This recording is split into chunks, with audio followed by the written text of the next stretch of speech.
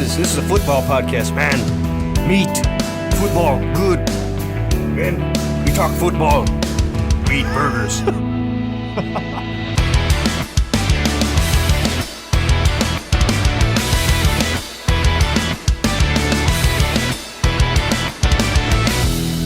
Welcome back to the Fantasy Brothers podcast. Josh and Ben here with you. We are excited to talk some fantasy football. We're talking our favorite draft picks. We started off with the negative draft last week.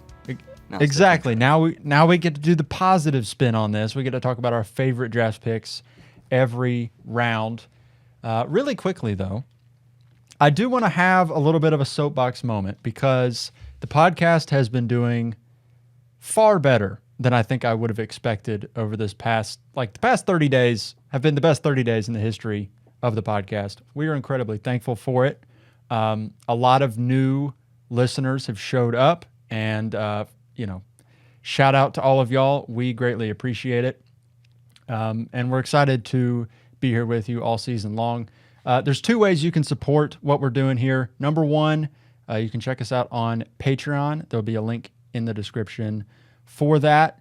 You can check us out. And we also have some stats and rankings and projections, I should say, not stats. We have rankings and projections for every NFL team, every relevant fantasy player. There will be an update within the next couple of days that will be the most up-to-date version of those rankings and projections. We also have a Discord you can hop in, talk to some other like-minded fantasy players, jump into some leagues with some folks. It's a fun time over there on Patreon, and it's a great way to support the show. If you don't want to go on Patreon, though, the best way you can support us is just by simply leaving a rating and a review wherever you're listening to the podcast. It helps us out in the algorithms, and we appreciate it immensely. That's my spiel. Yep. Listener leagues on Patreon, too. Get first dibs. Yeah, that may have ended by the time this episode goes live, but yes, Patreon does get first dibs. So perhaps if you make it to Patreon before we close that window, you might get into a fantasy league with us, and that would be a fun time. Probably beat us, same as last year. Last year didn't go so great, did it, in that league? That follower league. That team, was it an injury bug? What happened? Yeah, I took Jamar Chase a few times, took Kyler Murray. I think I had Jonathan Taylor perhaps in one league. It was, I don't know, it was all a blur and it didn't feel good.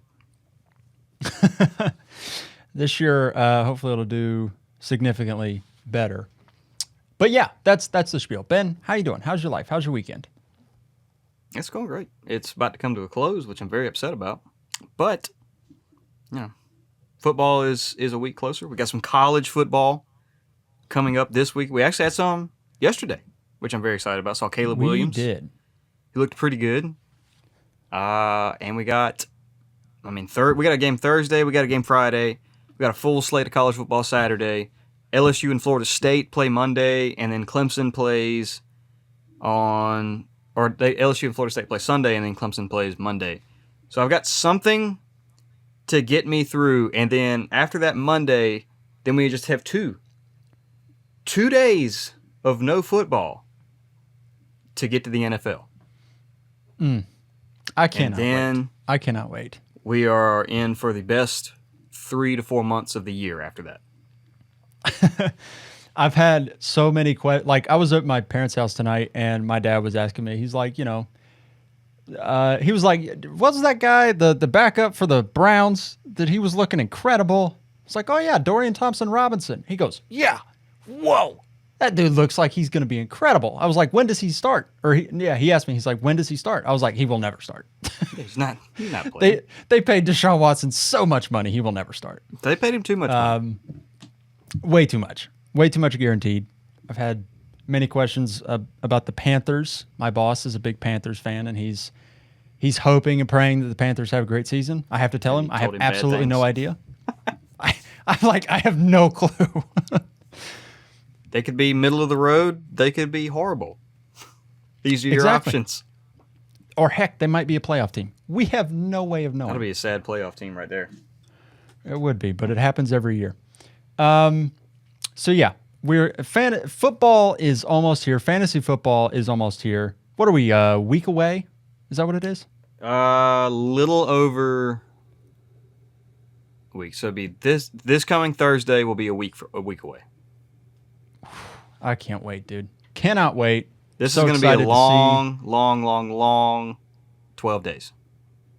It will be. And honestly, I think there's a bit of a buzz too of just like us projecting what we think is going to happen. And then now we get to sit back sort of and wait and just see, is all this stuff that we thought was going to happen, is it actually going to happen? I sure hope it does. It would be great. If we nail all of these picks, We have and they're yet all to home miss runs. in the offseason. We have 0 misses. We have do not not missed. miss. They don't start until the season begins. 100%. Before we get into all of our favorite picks, we have a couple news stories to hop into. Ben, lead us off with the first one because I know you have been doing seances and all kinds of Oh. weird stuff over there trying to make this happen. And it finally happened. Yeah, one of my big main dynasty leagues, definitely contending roster, but got Josh Jacobs and Jonathan Taylor on that league. Was starting to sweat a little bit. Feel a whole lot better now that Josh Jacobs has signed the deal. It's up to $12 million. It's a 1-year deal, so next season he'll be. But side note, next season's free agent market is going to be ridiculous. Like we're never going to have Yeah. seen anything like it. I mean, you're going to have Jacobs. No. You're going to have Taylor. You're going to have Eckler. Like, all of these guys are on the last deal. Saquon, Saquon, Cam Akers. Cam Akers, DeAndre Swift, all of these guys. It's going to be Jeez. insane. But Dalvin at least for this Cook? year, Dalvin Cook. Who Good else? Lord. Yeah, this is. We're missing people, I know. We're missing but people, but there's some. We've named off the top of our head like 7 big name guys, so it's going to be crazy. Yeah. But for this year, we got him back. It's a 1-year deal, $12 million. Actually, a lot of money compared to what some other guys are getting this offseason. So I feel very good about Josh Jacobs. I think he jumps back up. We'll actually talk about him a little bit later in the episode as far as picks we like, but his ADP should see a dramatic rise. Feel great about him. If you've already drafted him when his ADP fell, good on you. Yeah. Yeah, I mean, he dipped, what is it, late third? Yeah, he was Am I going in mistaken the there? third round.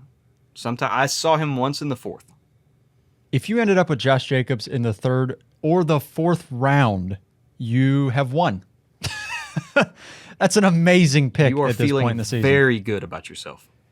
Oh, that's a win. Yeah, Jacobs, I guess, I don't know where you have him projected in terms of like his finish. I'd have to look here. I'd actually need to pull mine up and see where I've got him at. I mean, I think because I'm not 100% sure. last time I had him around running back 9. I'm going to bump him up some now that I know. Because the only reason I had him there was, I didn't know what was going to happen with him. So now that he's for sure, I think I got to bump him.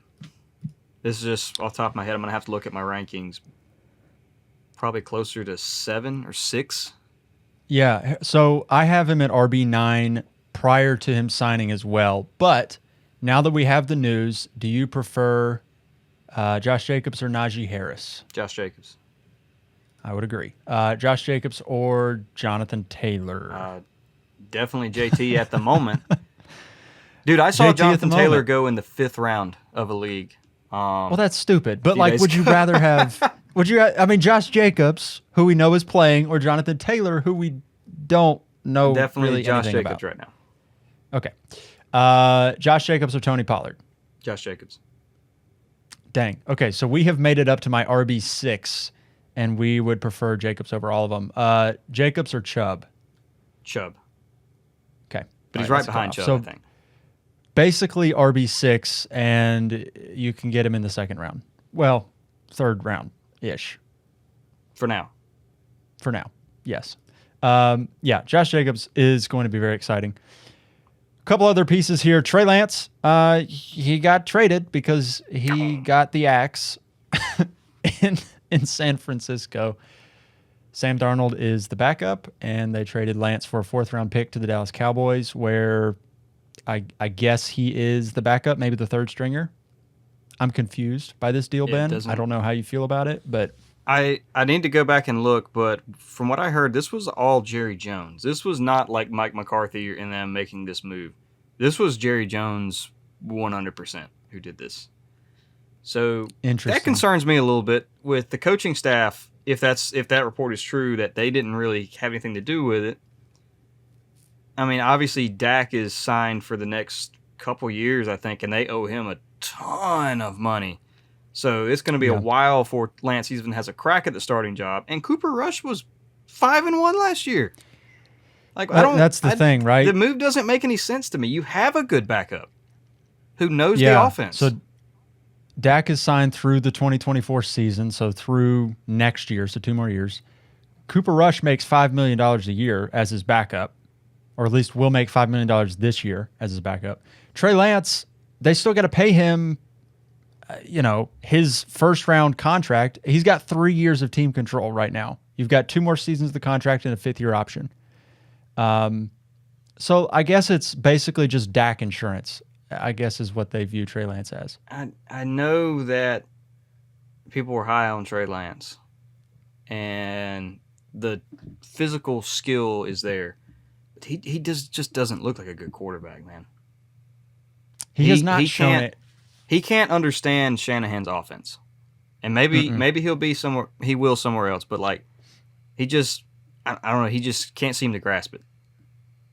What's really crazy about it is obviously he's only had the 2 starts, right? Well, he had 2 starts his rookie year. He had 1 start and then like a drive last season before he broke his ankle and was done for the year.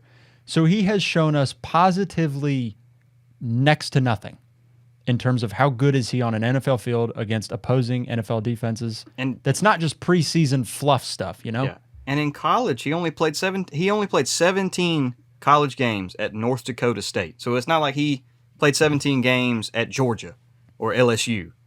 He played 17 games at a very, very small school. So, yeah, he looked good because was the most athletic guy on the field. But I have nothing to say he can be a good NFL quarterback. Absolutely. And of course, Dallas being Dallas or Jerry Jones being Jerry Jones, they go and trade a 4th-round pick for him. A guy we have absolutely no idea how good he is, a guy who Sam Darnold apparently is currently a better quarterback than. Mr. Irrelevant Brock Purdy, who, I think Brock Purdy looks pretty good and could actually, he just fits Shanahan's system, so that's exactly what he wants. But the fact that, like, all these guys are better than him, I don't know what 49ers were thinking trading up to get him. You know what I was thinking about the other day? What if the 49ers, instead of trading up for Trey Lance, what if they stood pat where they were and just took Mac Jones? Like, how good would Mac Jones be in that offense today? I think that's what Shanahan... I honestly think that's what Shanahan wanted. Obviously, don't know the details, but like before the draft, people were saying that it was Shanahan who didn't want Lance, and it was the higher-ups who wanted him. And Shanahan wanted somebody like a Mac Jones or something, which is exactly what Brock Purdy is. He's a Mac Jones clone. He's accurate. He can make the quick read, which Shanahan wants, and just get it to the playmaker. So, yeah. Look at we would be talking about Mac original were picking from 12. They had the 12th pick. They were picking. Imagine if. Oh gosh, Justin Fields, I think, went in 11. Yeah. Yep. Justin Fields is actually who I wanted Atlanta to take. You want to know who went at 12 in the draft? Yeah. Micah Parsons. Can you imagine Bosa on one side and Parsons on the other? It's insanity. Absolutely insanity.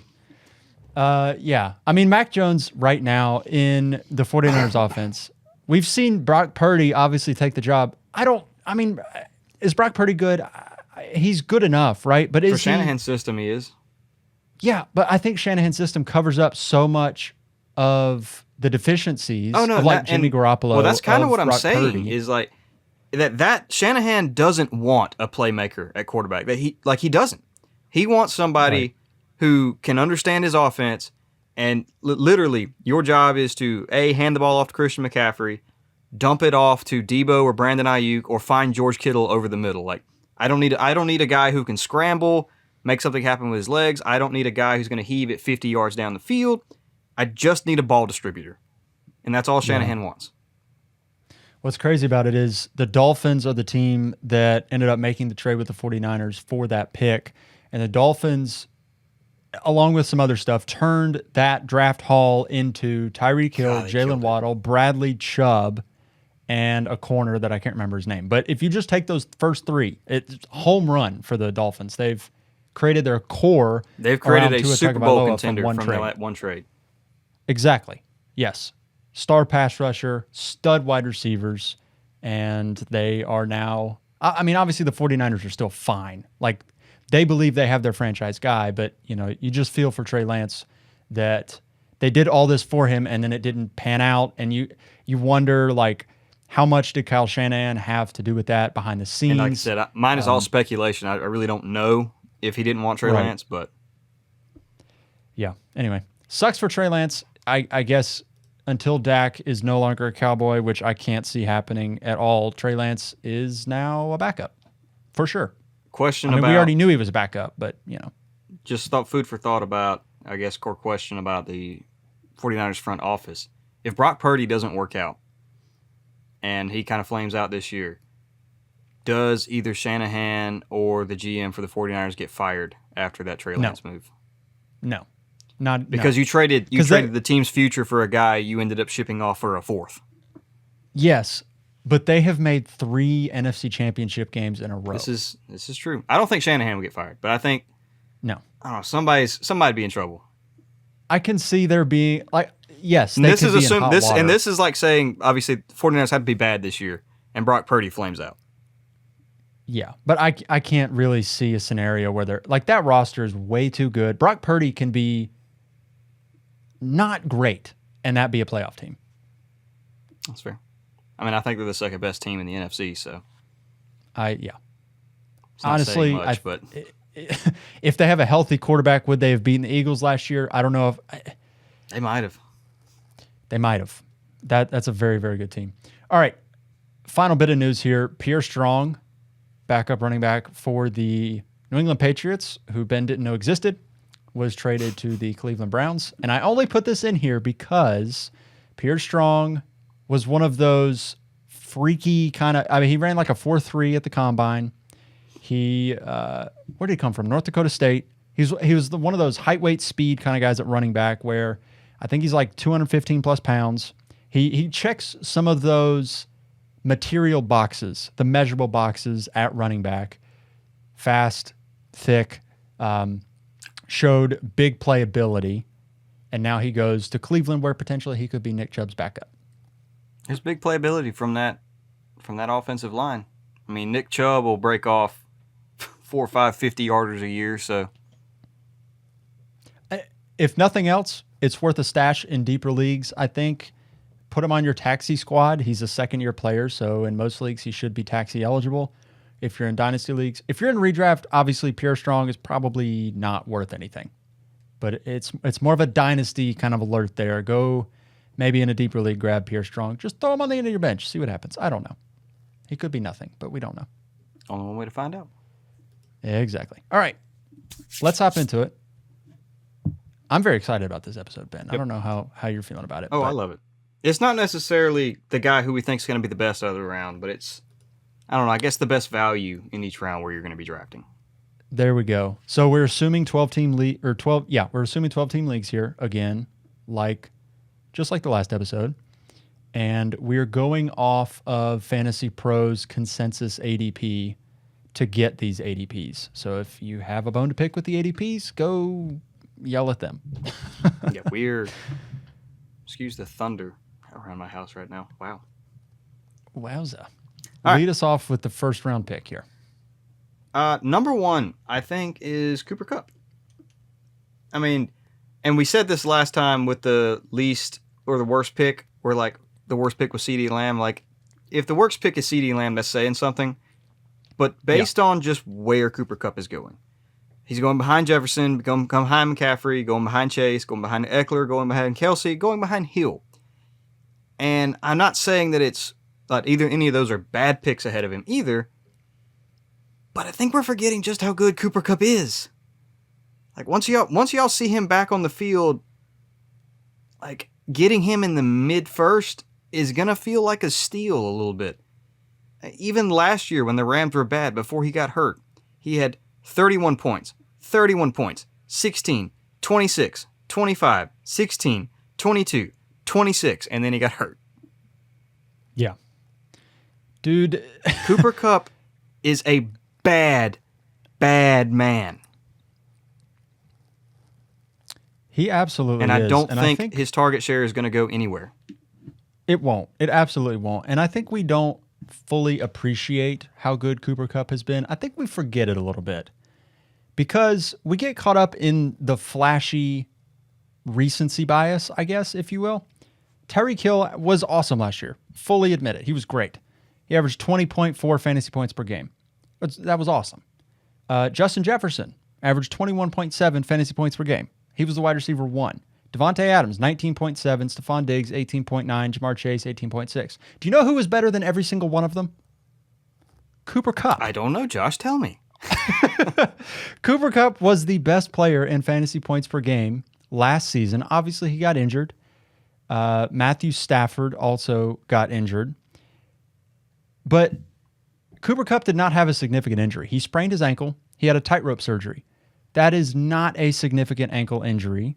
And he was only kept out of games because the Rams were dog crap bad. And there was just no reason to play Cooper Kupp. He probably could There's have come nothing back, to play for. But they were just... He absolutely could have. I remember week 16 when they played Denver. That game, remember that Cam Akers just went absolutely ballistic? There was news that like 5 weeks post-injury, Cooper Kupp was going to come back and play the final 3 weeks of the season. And it got to a point where it was conflicting reports. We didn't really know if he was going to play or not. And then ultimately they just said, you know what, we're going to shut him down for the season. There's nothing to play for, no reason to. Matthew Stafford's not coming back. We're not just going to go throw him out there and potentially get him injured again in games that don't really matter. Yeah. And so, you know, we look at Cooper Kupp's season last year as being disappointing, but in PPR leagues outside of the game which he was injured against Arizona week 10, his worst fantasy performance in PPR was 16.4. He had, let's see here, 1, 2, 3, 4, 5, 6 weeks in 9. 6 of his 9 games played were 20 plus fantasy points.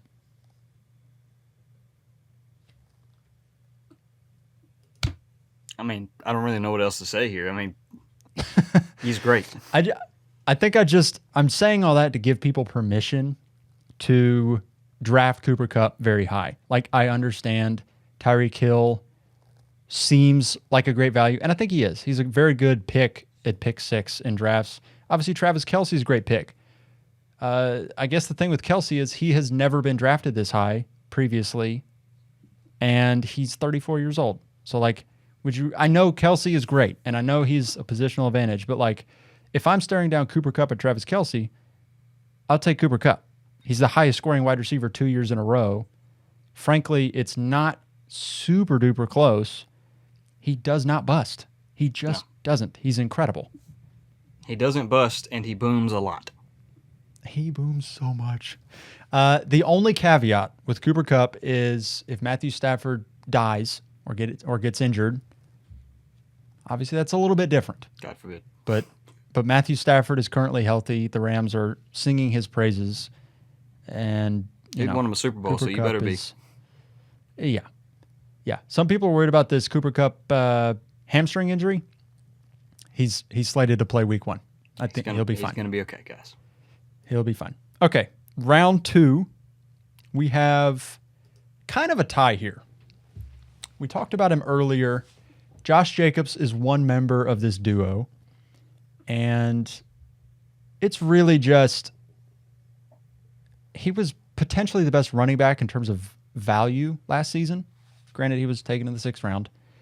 But if you just look at points per game last season, Josh Jacobs was the RB3 behind Austin Eckler and Christian McCaffrey. There appears to be no scenario where Josh Jacobs has a dip in workload. I can't see one. It's basically run it back just like they did last season. when he had 320 carries. Is that what it was last year? Something ridiculous. 340 attempts, 1,600 yards, 12 touchdowns, 400 yards receiving as well. He was just a complete workhorse, a true complete workhorse. And there's really no reason for that not to continue in my mind. And they just paid him $12 million for 1 year. So they're going to try to kill him this year. Which, for fantasy, that is a great thing. When a team is trying to kill a running back, you want that running back. 100%. I mean, you look at him in the same in my mind, he is essentially the same pick as Saquon Barkley and Nick Chubb, except Saquon Barkley and Nick Chubb go at the end of the first round, and Josh Jacobs goes at the end of the second, if not the third. And obviously, his ADP... I think that rises some. Yes. So for the time being, go take advantage of his dipped ADP. 100%. The other guy we have mentioned, because I do think, and Ben, correct me if I'm wrong, I feel like it's a bit of a tie, because Garrett Wilson feels like, I think there's a very real scenario where this time next season, we look at Garrett Wilson as the third member of the Jamar Chase, Justin Jefferson club. As the three guys. Yeah, I don't know if I had to give it a percentage, it would be like a 50-50 in my mind. But I see Garrett Wilson being that level of talent with the quarterback upgrade. That's the key part of this here. With the quarterback upgrade to Aaron Rodgers, that he could finish as like the wide receiver 5 or 6. And then we consider him automatically in dynasty circles as the third best receiver to have in dynasty, and it not being a big difference between him and the other two. Yeah. I don't know, I guess, in my mind, if he necessarily catches Chase or Jefferson, because Aaron Rodgers is 40 years old. Yeah. But for this season, did you watch the preseason game yesterday? Yes, I did. It looked like the Aaron Rodgers and Devontae Adams out there. That's what it looked like. Now, granted, it's preseason. It's I know against all this stuff, but Aaron Rodgers and Garrett Wilson were locked in, and they like each other. That touchdown pass was Rodgers to Adams. That was what that was. It was beautiful. Just Garrett Wilson knew exactly where to be. Aaron Rodgers knew exactly where to put it. Just boom, right there. Yeah, I would not be surprised in the least if we view Garrett Wilson as the second Devontae Adams. I think they could end up having very similar skill sets. Garrett Wilson right now is, like I said, he's going at the mid to end of the second round. He's going behind Amon-Ra. He's going behind Devontae. I don't know if I might prefer into both of those guys right now. I'm going to be honest. He's very close to Devontae. I think I prefer him over Amon-Ra. I think it's going to be one of those situations where, like, at the end of the season, you're going to regret not taking Garrett Wilson over one of them. Yeah. I mean, with Zach Wilson, with Joe Flacco, with Mike White, the worst set of starting quarterbacks in the NFL last season, by a mile, might I add. Garrett Wilson put up 83 catches, 1,100 yards, and 4 touchdowns.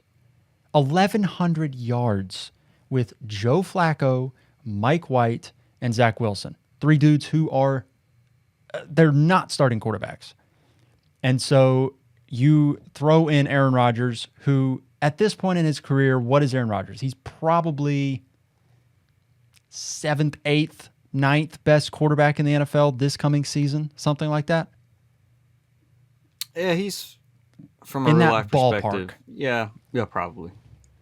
I think you could. That's a different argument, but yes.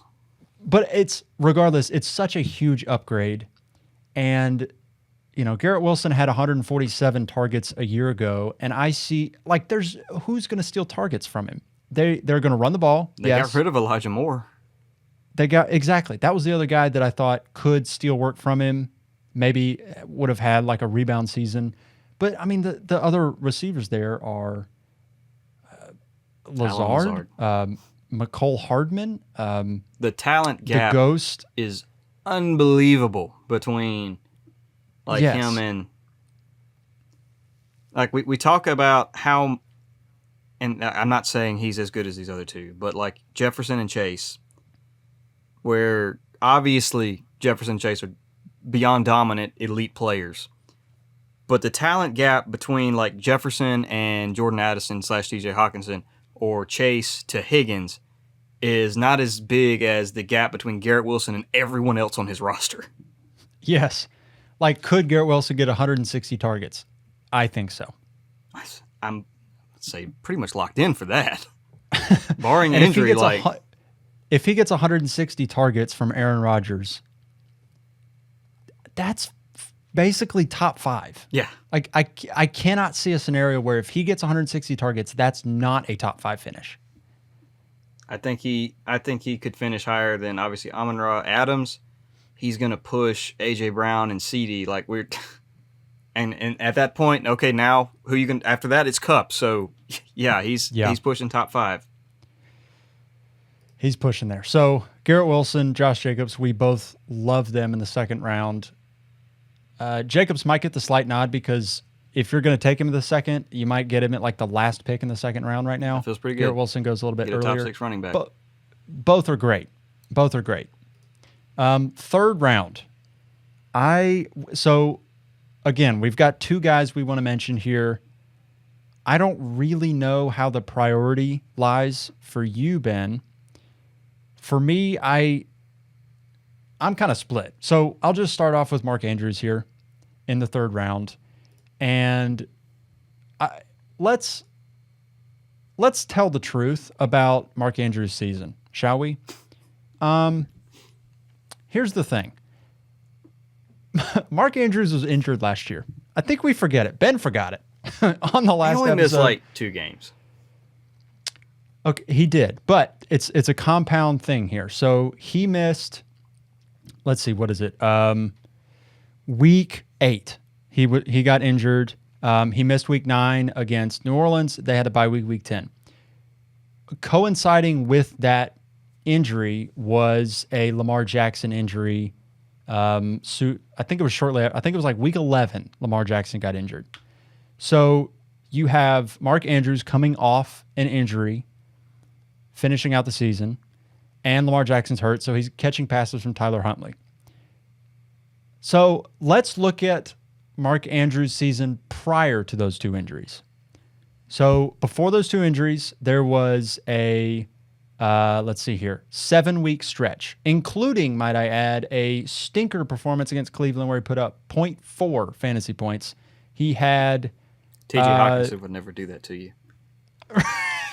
He had 1 rush attempt for 4 yards in that game. So it was not a good week. We're including that in this sample size. He averaged 12.6 fantasy points per game. He was the tight end 2 over that stretch. Here's the other part of it. Including that week 7 game against Cleveland when he had 2 targets. He had more targets than Travis Kelce over that stretch. I don't think that there is an enormous gap between Mark Andrews and Travis Kelce. I feel like, obviously, I believe there's a gap, but I don't think that you're looking at like Travis Kelce expected to average 17, 18 points per game, and Mark Andrews expected to get like 10 and be the tight end 2. I think there's absolutely a scenario where Mark Andrews is the tight end 2 comfortably, and he averages 13.5, 14 fantasy points per game in PPR, which at the tight end position is incredible. And I think That's we have same just thing that forgotten. like T. Higgins gets you. It's 14, 15 points a game. Exactly. I think we've just forgotten Mark Andrews, and I don't know how, because he was the tight end 1 in 2021. He had 300 fantasy points that year, 1,300 yards and 9 touchdowns. So I don't want people to forget how valuable Mark Andrews can be for your fantasy teams. And he goes right now like at the end of the 3rd round. And at that point, I think he is a smash pick. I would take him at the middle of the 3rd round, honestly. Yeah. you're getting elite tight end production in the third round. Like I would say that's probably worthy of a second round pick. I wouldn't take him there, but the fact that you're going to get that in the third is great. Yeah. The one other guy we want to mention is Chris Olave. Obviously. Ben, I will allow you. We love Chris Olave here at the Fantasy Brothers podcast. But Ben, give us the reason for Olave there in the third. I mean, if you have been listening to the show for the past month, you know the reason for Chris Olave here. Like something just fell off my. See what the heck was that? Leave that in the show. That'll be. I'm okay. I think. I was attacked. All right, back at it. If you've been listening to the show, you know why we like Chris Olave, and you should too. Chris Olave is great. The fact that he was the wide receiver 12 from weeks 3 to 13 last year. He had 1,000 yards with missing time, with having Jameson Winston. Who else? Andy Dalton at quarterback. Yeah. People like to hate on Derek Carr, and to a certain extent, they're right. But also, Derek Carr is not a bad quarterback. And every year, Derek Carr's number one target is unbelievable for fantasy. Like for 3 years in a row, Darren Waller was producing at Travis Kelce levels in 3 years straight of 1,100 yards. Yeah, we don't think about that like we should. That Darren Waller was incredible with Derek Carr. Then he makes Hunter Renfrow a top 10 wide receiver when he's the one. Devontae Adams was already there. But the fact that he went from Aaron Rodgers to Derek Carr and did not miss a beat, that should speak volumes on Derek Carr's top target is awesome. And now it's Chris Olave, who I think is more talented than all of his receivers except for Devontae Adams. So I don't know what more I need to say here. He was great last year with bad quarterbacks, so kind of a similar situation to Garrett Wilson. Now you get him an upgrade at quarterback who will hyper-target his number one alpha receiver. Yeah. We have gotten this pushback on Chris Olave before. We're not going to stop. We're not. We are not stopping, but I just want to bring it up to give us a chance to push back on the pushback. The two main things that I have heard are when we consider taking Chris Olave over Jalen Waddle, people go apoplectic. And then also, we have heard this many times that Chris Olave is a bad pick because Michael Thomas, Jamal Williams, and Alvin Kamara are going to steal all his targets like they're stealing his Jamal lunch money. Williams is going to steal his targets. Listen, we've gotten it. The man who didn't get targets when Swift was hurt? Okay, here's the thing. You take this. Olave versus Waddle, I feel like, and we would both agree, Jalen Waddle's great. He is the two on his team, though. Think about that. That's where we're going People with like to hate on T. Higgins. T. Higgins is actually an extremely good player, but they're like, he's the two on his team behind Chase. Well, Waddle's behind Hill. Exactly. And is Waddle going to get 160-plus targets in that offense? I don't believe so. I don't either. I could see 135. I could see like what Devonta Smith did last year with the Eagles. And I think Jalen Waddle, if he gets 135 targets, he would probably perform better than Devonta Smith and still be very good. But like in my mind, Olave has 160, 170 target upside in that offense. And he also, he does everything. I mean, he takes, it's not just, he's not slant guy like Michael Thomas. He could, get 160 plus targets and finish at 14 and a half a catch in that offense. He can work deep. He works the middle. He's a smooth, silky route runner. Yes. He can do it all. He's Calvin Ridley. He's a young Calvin Ridley. I'm with you. I see it. The other thing, is Michael Thomas going to steal targets? Is Jamal Williams, Alvin Kamara going to steal targets? Okay. Michael Thomas has played 3 games in the NFL since Drew Brees retired. That was back in 2020. Yes, it was. Michael Thomas has had, I need to find this for sure. I'm going to look it up to make sure I'm correct here. Michael Thomas, career finishes. All right, his last finish better than wide receiver 93 was 2019. That year that he was the wide receiver 1 was his last decent fantasy season. He's played 10 games since then. I have no reason to believe Michael Thomas is still the same player from 2019. It's been 4 years since that guy's like. Could he be a steal at his ADP? Potentially. But he is not going to touch Calvin Ridley Chris Olave. Yeah.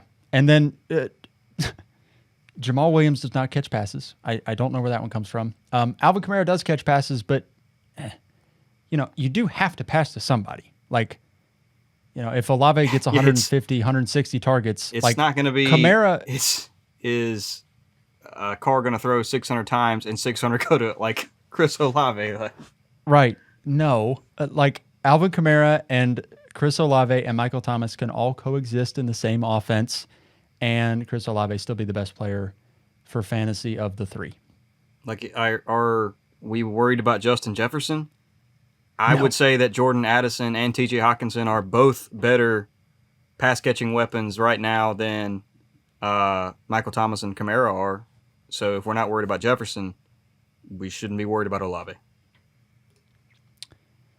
All right. I will step down off my soapbox now, and we'll hop into the 4th round with... It's my soapbox. Yeah, this is your soapbox. Was boy. it your my guy or my guy? I can't remember. This one was mine. You beat me to it. So hit us with the 4th round best pick. Speaking of Calvin Ridley, here he is, 4th round. If you've been listening to the show, he's going mid 4th round right now in ADP. Again, I'm smashing that every single time. Last time we saw him, granted, we talk about Michael Thomas being out. Calvin Ridley hasn't played in 2 years. But the last time we did see him, he was a top 5 receiver, and he is going to an offense where he can immediately be the number 1 pass catcher. He's still fairly young. He's still 28 years old. He's an elite route runner. We've watched him some in the preseason. I don't see any rust there to me. I know it's preseason, but he doesn't look rusty to me. He looks like he's in shape. And this is my hot take of the season, is that Trevor Lawrence getting Calvin Ridley will be reminiscent of when Josh Allen got Stephon Diggs. That's the kind of leap for both of these guys I'm predicting. I can see it. We've talked It's a little hot takey. I'll give you that. It's a little hot, but I see where you're coming from, where you add an elite wide receiver along with a budding superstar at quarterback and good things happen. Yeah. I think we've seen enough from Calvin Ridley in preseason to say, okay, he's still got some juice. He's back. And the offense he's going to be in is going to be good. Yeah, and back to Michael Thomas. I have not seen a single Michael Thomas highlight all preseason. I don't know where they're at. I saw one practice clip of him running a slant route. I was about to say, was it a slant? That's true, too. It was a slant, wasn't it? Yes, yeah. It was. Calvin Ridley, he had that amazing toe tap catch just yesterday, I think it was, in their preseason game. He's so smooth. Yeah. You have seen evidence that Calvin Ridley he possesses talent. And I think you pair that with a great quarterback, good things will happen. So, yeah, 4th round, Calvin Ridley feels like a smash. 5th round.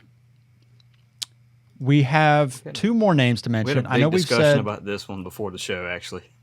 We did. I think there are some caveats to this one. I know there was one pick in last week's episode where it was the worst pick in a round, but there was caveats to it. I think these 5th round guys are caveat picks. We have Miles Sanders as an amazing value. He is the 501 on Fantasy Pros ADP, and we have Darren Waller here. He goes late 5th round in their ADP.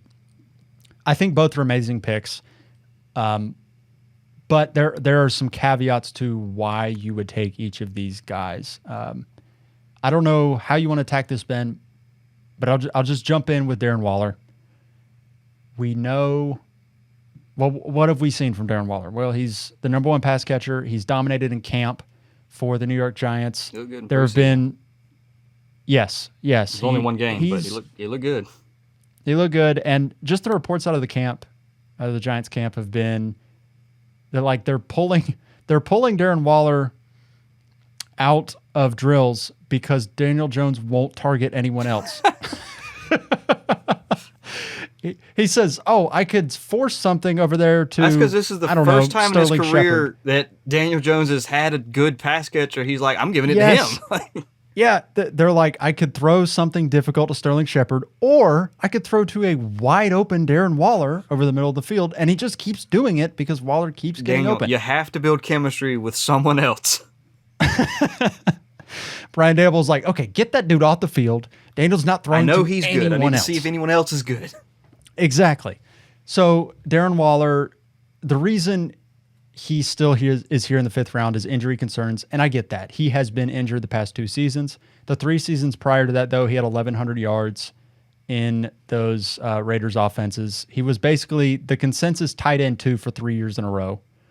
And I think now that he's healthy, I think we have reason to believe he could be vying with I've got him at like tight end 3-ish.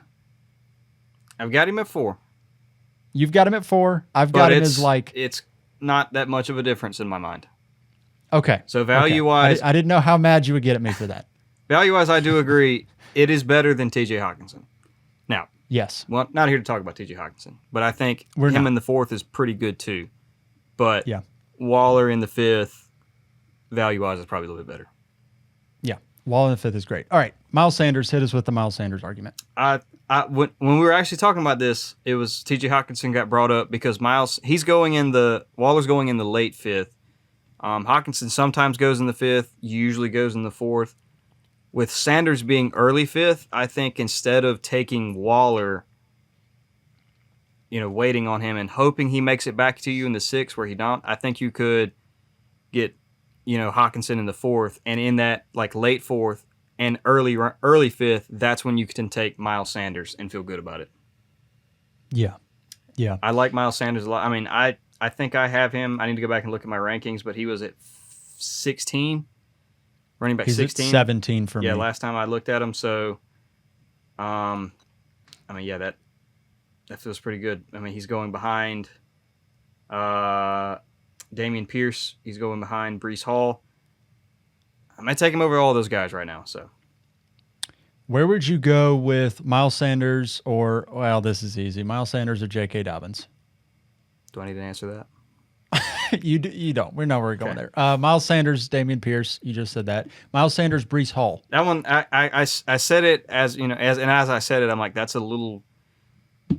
I was closer. I think I still got to go Sanders. I got Sanders ranked ahead of him. I think it could be one of those things where you draft Sanders ahead of him, and then mid-season, you can probably trade Sanders for Breece as Breece is kind of getting worked back into the offense. Yeah, no, that's a good point because we both expect Breece Hall to really come on down the stretch of the season, but maybe not be as electric at the beginning of the year. Whereas, I mean, Miles Sanders is going to be locked into a heavy workload from week 1. We've seen video clips from Frank Reich's mouth where they want to get him 50 receptions this season. I think it's very I mean, possible. frankly- Bryce Young's going to dump the ball off, or he's going to die. He will. Yeah, I mean, if Miles Sanders ends up with 50 receptions, you're probably looking at like 400 receiving yards. I got him ranked at there's 16. nobody else there. And I think he can beat that ranking, honestly. Yeah, I think my 17 is a conservative ranking. Yeah. So the fact you're I mean, going to get him in the top of the 5th, I mean, what more can you ask for there? Yeah. And frankly, who's going to steal work from him in that offense? Chuba Hubbard. Who's doing it? Chuba's Chuba couldn't take over from Donta Foreman. He's not going to take over from Miles Sanders. Like, gosh. There you go. There you go. So Sanders finishes the RB13 last season. I think there's a very real possibility he basically does that again. Yeah. Even though we've got him at 17. There will be some injuries. Running backs who we have projected at 17 could finish at 12 based on how injuries go. 9 guys ahead of you got hurt, then yes. Your 11 points. Your 11 points per game was phenomenal. Exactly. Okay. round 6, we again have 2 names. We're very indecisive on this episode. We are. This is tough, man. It's difficult. So we've got the 601 on here, and it feels like it's cheating to take the best value in ADP in the 6th round. Javonte Williams, he was my guy. Dude, I got Javonte in the end of the 8th round of a draft 2 days ago. Oh my God. Who were you playing Felt with? pretty good. Oh my. Felt Was like that a cheating. home league? I mean, it's guys, I knew from school, so. Yeah, okay. You're playing with the boys, and Yeah, back from the old college boys. my It felt like goodness. cheating. Were you just like stealing from all these poor souls?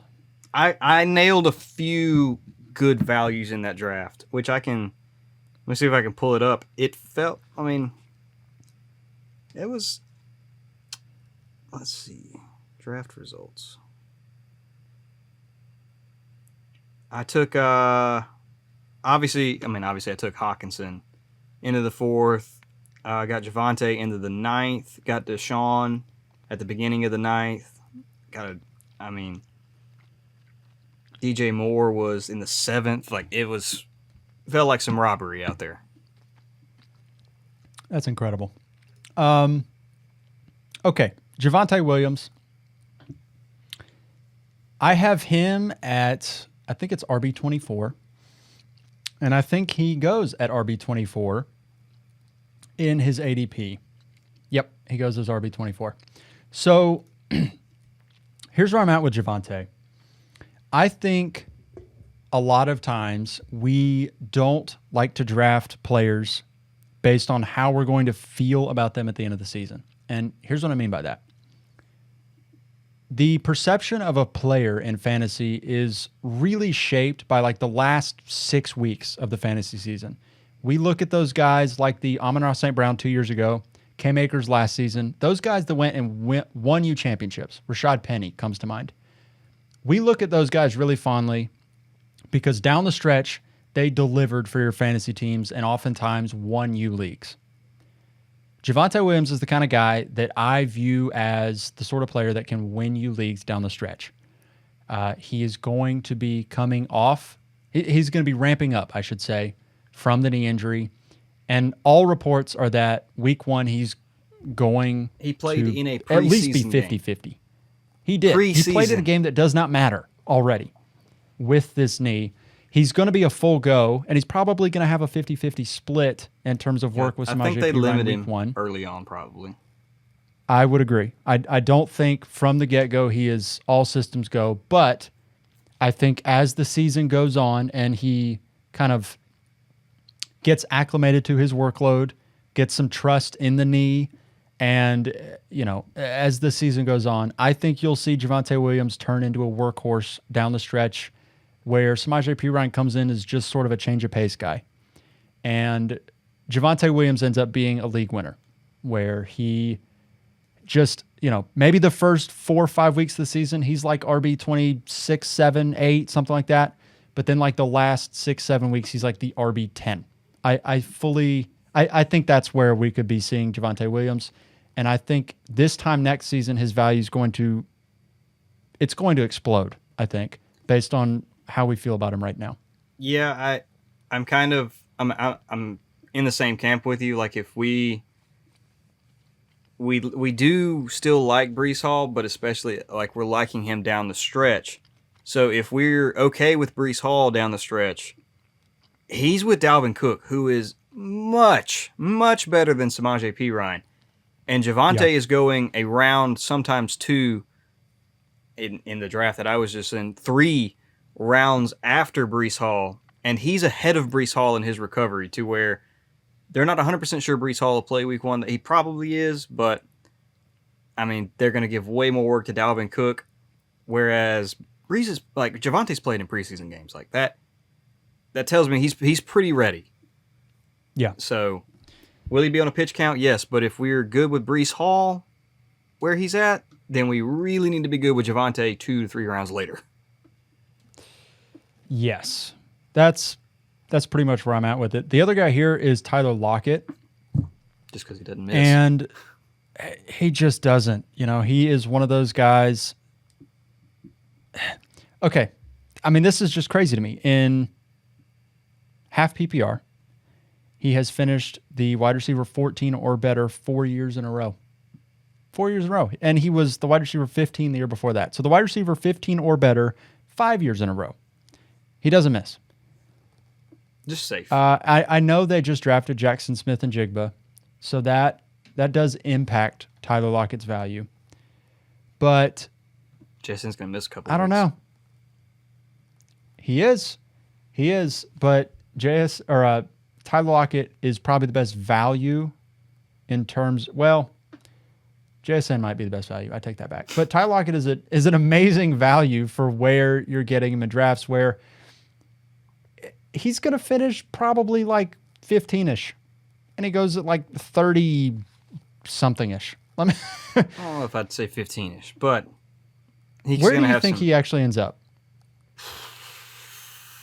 You had to ask, didn't you? I did. He goes as the wide receiver 27. I think at a minimum he's wide receiver 20. Yeah, I think I would probably have him closer to 20. Okay. Yeah, that's Let's put it this way. In the 6th round, is taking Tyler Lockett going to be a mistake? No, it's not going to hurt you. Is there any scenario where it doesn't work out at least somewhat positively? No, I don't think so. I do think that it's going to end up towards the end of the year, JSN kind of really showing us who he is, and that'll end up being his wide receiver room. But it's, again, Tyler Lockett's not going to hurt you either. He's a very safe player to me. Yeah. All right. 7th round. We We have have out hated against this we guy have a lot. hated this dude for years. And now We've spoken out. people hate him too Loudly. much. 7th round, it's Deontay Johnson. He's still going to get targets. He is. He was 5th in targets over the past 3 years. 5th. And you're getting him in the 7th round. We see all these George Pickens highlights. I don't know if you've been keeping up with him, Ben. Yeah, well, I saw one against Atlanta. Okay. In that same game. I think it was the same game. It was this past weekend, right? Yeah. Okay, yeah. Same game. George Pickens gets the one catch for 30-something yards, right? That was the highlight. Guess who also had a catch for 30-something yards, and it wasn't a highlight because nobody cares? Deontay Johnson. Deontay's going to get more targets than Pickens, more than likely. Like he can handle volume. For sure. He didn't score touchdowns last year, but his previous 2 seasons, it was 8 touchdowns and 7 touchdowns. His last 3-year target numbers, 144, 169, 147. 7th round. That is way too much volume to just pass up in the 7th. And he didn't score any touchdowns last year. That's got to come up this year. Yeah, he finished wide receiver 30 without any touchdowns last season. He did have a down year last year, and the offense wasn't great, but Kenny Pickett has been one of the standouts of preseason. He's looked exceptional. Granted, it's preseason, so take it with a grain of salt, but there's absolutely a scenario where the offense takes a step forward, and that volume translates into more fantasy points than it did last year, where he still probably gets 140-ish targets, but 140-ish targets this year might be worth a lot more than 140-ish targets were last year. Yeah, I'm looking at some of the names that are going ahead of him. Mike Williams, Rashad White, Isaiah Pacheco, DeAndre Swift, James Cook, Christian Kirk, Michael Pittman, Mike Evans, all go ahead of him right now. And I think I would prefer him over every single one of those guys. Yeah. He feels like one of the better values in fantasy this year just because he's so cheap. Wide receiver 33, and I think he could finish in the top 20. I think he could finish at least in PPR, I think he could finish in the top 15. It feels really gross. That feels a little high. Not predicting that. It feels I don't predict it at all. But I think if you're trying to project range of outcomes, I don't want people to be surprised when Deontay Johnson finishes wide receiver 15 and we're like, where the hell did that come from? We told you. We let you know, and then it happened. Where do I have him projected? I don't know, 23, 24-ish? Yeah, I got him around that area. It feels like a safe projection for him.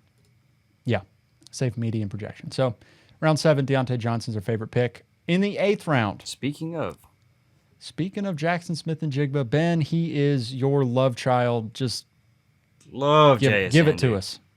I mean, this is a little bit more risky now that he's going to miss some time.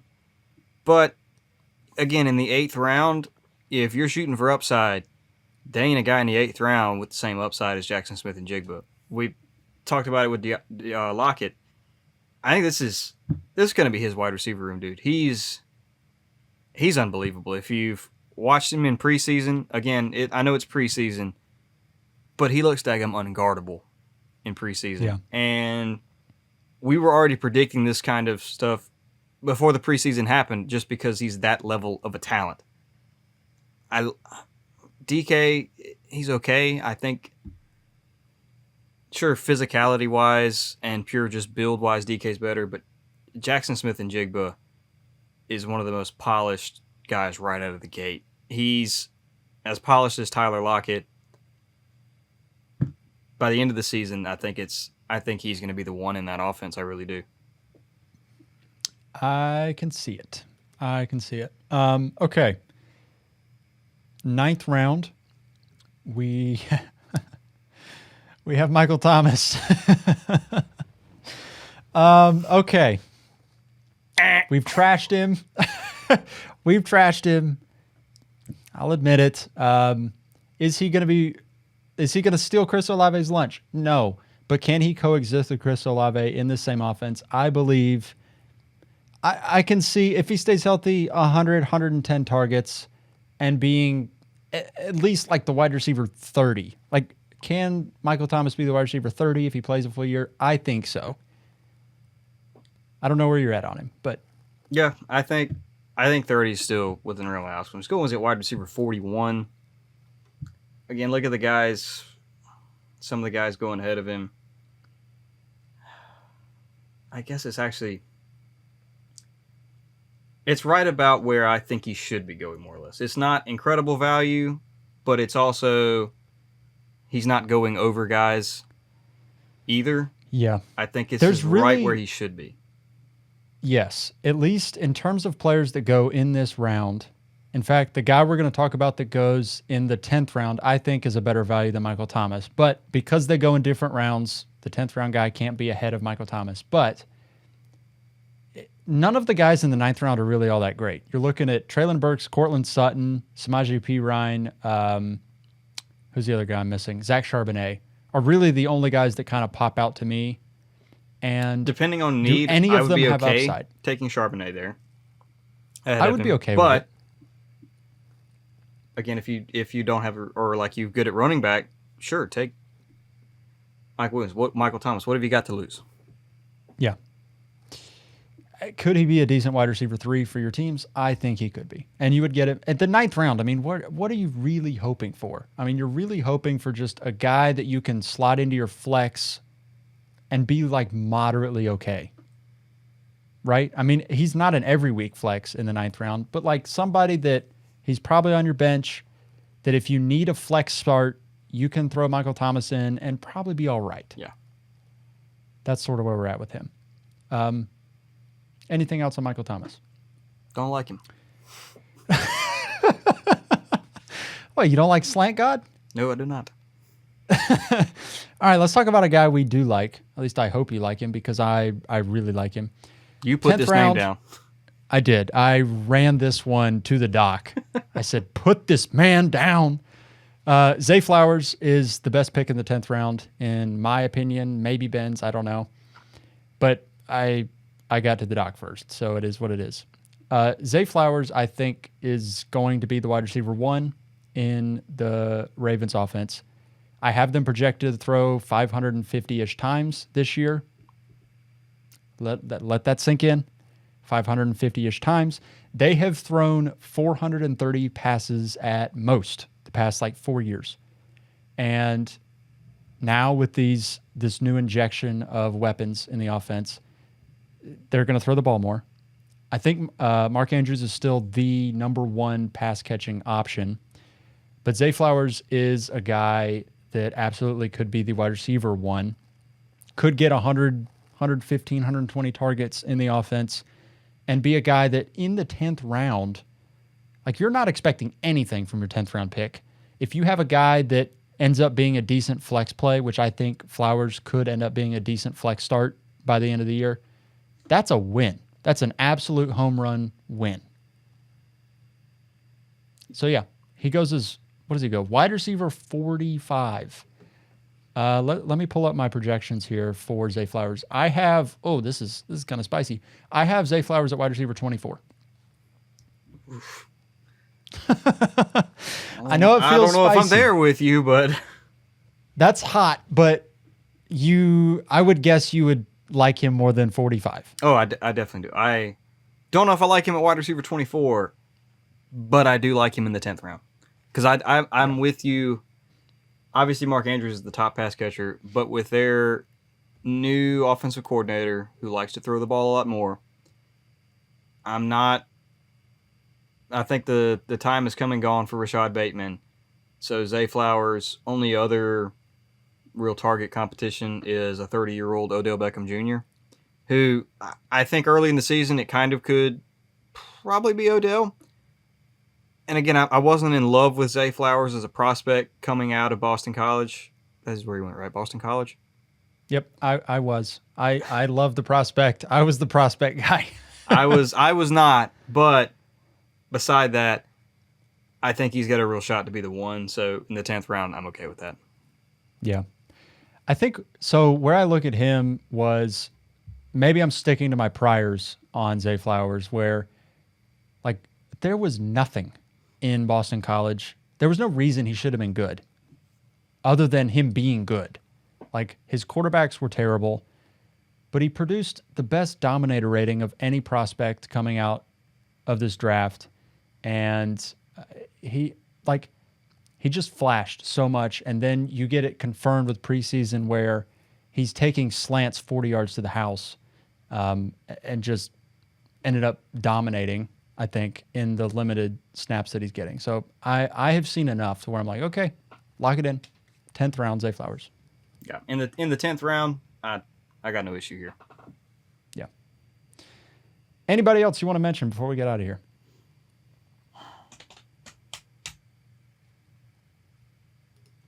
Think we covered them all. One other guy I want to mention is Jahan Dotson. But I think he's like an honorable mention. He goes in the 8th round, I want to say. I was looking at, actually, I thought about mentioning his name when we were looking at guys going around Michael Thomas, because I'm like, because I said Michael Thomas goes right where I thought, and I was looking like Gabe Davis, Jordan Addison, Jahan Dotson. Like, yeah, I'd probably prefer those guys over him. Yeah. Yeah, Dotson goes in the 8th. It's just that Jackson Smith and Jigba is there in the 8th, and that's tough to pass up. That's not close to me. I'm going to take JSN. Yeah, that'll do it for this episode. We'll see you guys later this week. I think the plan is some mid-round values and some sleepers. I think that's the plan. So what you're saying is that I get to talk about TJ Hawkinson again for mid-round values. I'm very excited for that. Tap back into the podcast later this week when Ben talks about TJ Hawkinson for the 80th time. Let's go! That'll do it for this one. We'll see you guys later this week. Peace.